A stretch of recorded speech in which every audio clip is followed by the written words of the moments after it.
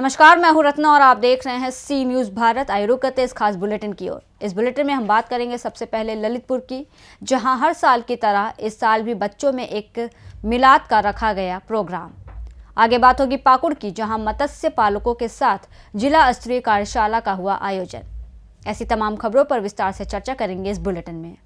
अखिल भारतीय विद्यार्थी परिषद के अंतर्राज्यीय छात्र जीवन दर्शन कार्यक्रम के अंतर्गत आयोजित होने वाली 4 दिवसीय यात्रा 29 जनवरी को आगरा पहुंचेंगे। इस यात्रा में पूर्वोत्तर के 7 राज्यों के 30 छात्र छात्राएं भाग ले रहे हैं। आगरा आगमन पर शॉल यात्रा का स्वागत किया जाएगा। 29 जनवरी को ये यात्रा प्रातः 8 बजे के करीब टूंडला रेलवे स्टेशन पर पहुंचेगी। यात्रा के सभी प्रतिनिधि ताजमहल भ्रमण के लिए जाएंगे। 30 जनवरी को सील यात्रा का शैक्षणिक भ्रमण कार्यक्रम रहेगा, जिसके अंतर्गत डॉक्टर भीमराव अंबेडकर विश्वविद्यालय सेठ पदमचंद जैन संस्थान के सभागार में प्रतिनिधियों का एकत्रीकरण रहेगा। जेपी सभागार में आगरा जिला प्रशासन द्वारा सभी प्रतिनिधियों का अभिनंदन किया जाएगा। उसके पश्चात संस्कृति भवन में छात्र छात्राओं के साथ संवाद किया जाएगा। 31 जनवरी को एमपीएस वर्ल्ड स्कूल में छात्र छात्राओं के साथ संवाद रहेगा। यात्रा के स्वागत समिति के अध्यक्ष हैं। अंतर्राज्यीय छात्र जीवन दर्शन जो प्रकल्प है अखिल भारतीय विद्यार्थी परिषद का 1966 से काम कर रहा है। नॉर्थ ईस्ट में और जितने भी सीमावर्ती राज्य हैं वहाँ हमारे युवाओं को, वहाँ के उनके परिवार के सदस्यों को एक पुरानी सरकार के समय में लगातार भारत से काटने का काम किया गया। उनको ऐसा महसूस होने लगा कि वो भारत के अंग ना होके चीन और अन्य जो भी देश है उनके निकट है, तो वो उनके उसमें जुड़े हुए हैं, उनके अंग हैं।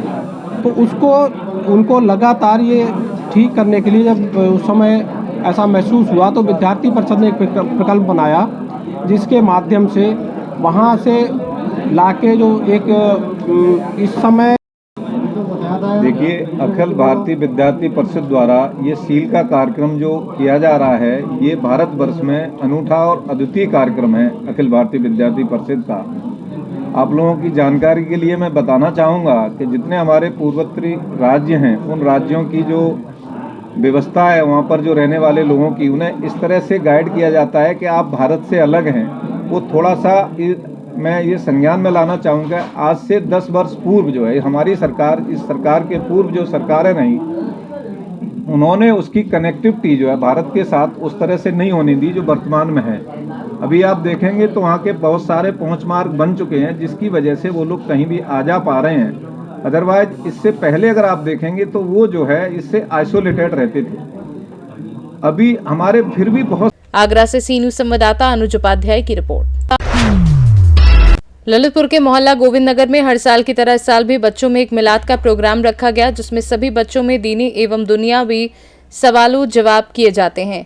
ये हर साल आयोजित होने वाला प्रोग्राम है। इस प्रोग्राम के माध्यम से बच्चों की जनरल नॉलेज को बढ़ावा मिलता है। इस प्रोग्राम में बच्चों से जो सवाल जवाब पूछे जाते हैं, जो बच्चे उनका जवाब सही देते हैं, उन बच्चों को इनाम देकर उनका हौसला बढ़ाया जाता है।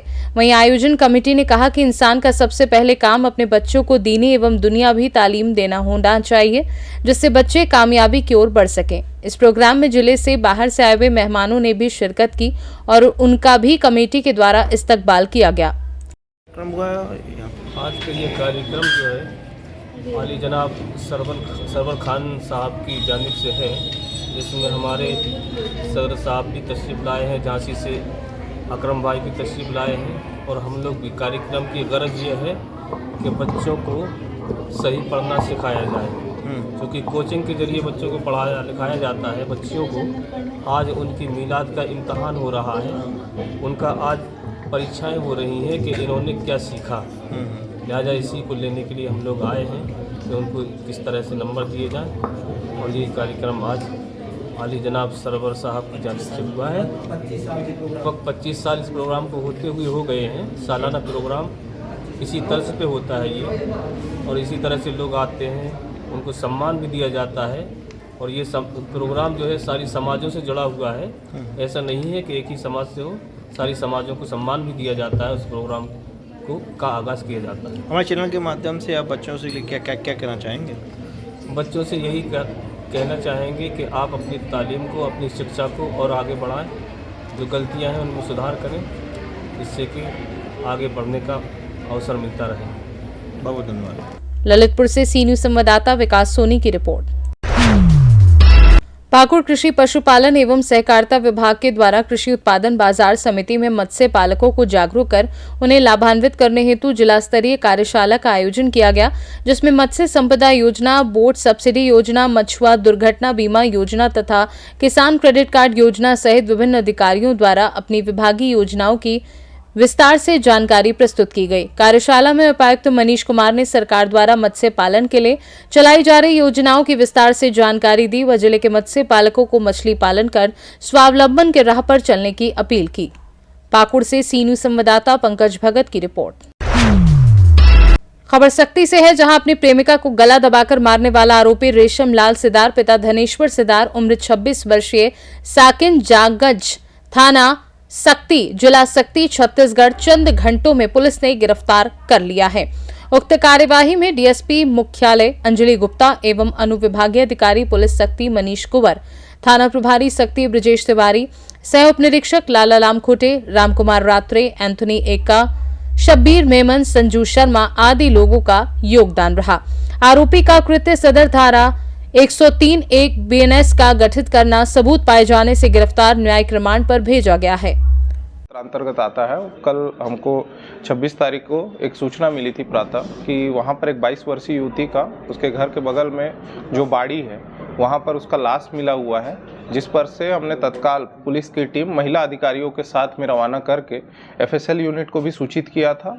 पुलिस की टीम और एफएसएल यूनिट की संयुक्त जो मौका स्थल निरीक्षण किया गया, वैज्ञानिक साक्ष्य संकलन के उद्देश्य से ग्राम वालों से और उसके परिजनों से जो पूछताछ की गई, उस आधार पर हम लोगों ने मर्ग पंचनामा किया था। डॉक्टर द्वारा पीएम रिपोर्ट के लिए हमने उसे पंचनामा पश्चात प्रस्तुत किया।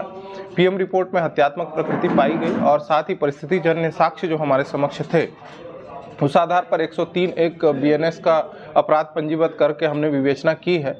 मामले में यह खुलासा हुआ जब उसके लड़की के पड़ोसी जो उसे पसंद करता था, रेशम सिदार, उसको पसंद करता था और दूसरे किसी के साथ शेयर नहीं करने के उद्देश्य से, मतलब ये कहना चाहता हूँ कि एक तरफा प्रेम करने के तहत इसने इस घटना को अंजाम दिया है। और घटना दिनांक को ये लड़की से मिलने भी गया था। रात को 11 बजे लड़की से जब मिलने गया, इसने उसके साथ गलत काम भी किया और उसके बाद इसी दौरान उसके साथ लड़ाई हुई है और उसने उसका गला घोट करके उसे हत्या कारित किया है।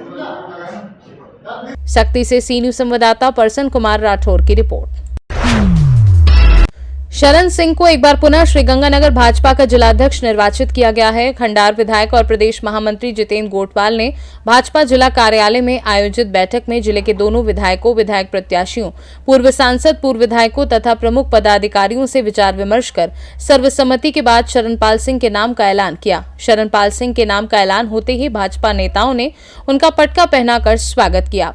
इस अवसर पर जिला चुनाव अधिकारी दशरथ सिंह शेखावत, जिला चुनाव से अधिकारी आत्माराम तरड़ व आदि लोग उपस्थित रहे। दशरथ सिंह जी भाई साहब, आप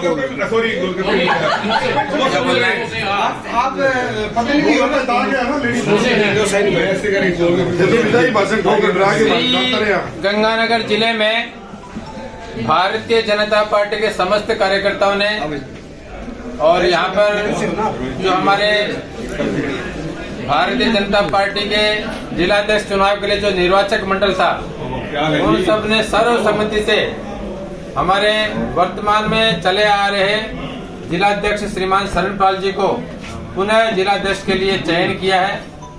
पूरे जिले के सभी कार्यकर्ताओं की ओर से इनको बहुत बहुत बधाई दी जाती है। श्रीगंगानगर से सी न्यूज संवाददाता कृष्णा सेरी की रिपोर्ट। सिद्धार्थनगर जिले के विकासखंड बर्डपुर ग्राम पंचायत बर्डपुर नंबर 11 के क्षेत्र पंचायत सदस्य व प्रधान पद के भावी प्रत्याशी ने अजदुल्ला ने पेश किया मिसाल। जाति पाति की भावना न देखते हुए ग्राम पंचायत बर्डपुर नंबर 11 से सैकड़ों लोग कुंभ जाने वाले सभी यात्रियों को पानी और मिठाई खिलाकर यात्रियों को कुंभ स्नान करने के लिए किया रवाना। सभी की यात्रा मंगलमय हो, दी शुभकामनाएं।